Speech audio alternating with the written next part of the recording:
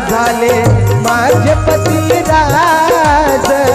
आई 9 कोटीची मी त्याच्यामुळे आज आई 9 कोटीची मी त्याच्यामुळे आज सौभाग्याचं कुंकू दिसे सौभाग्याचं कुंकू दिसे कपाळी शोभून सौभाग्याचं कुंकू दिसे कपाळी शोभून कशाला हवे ग मजला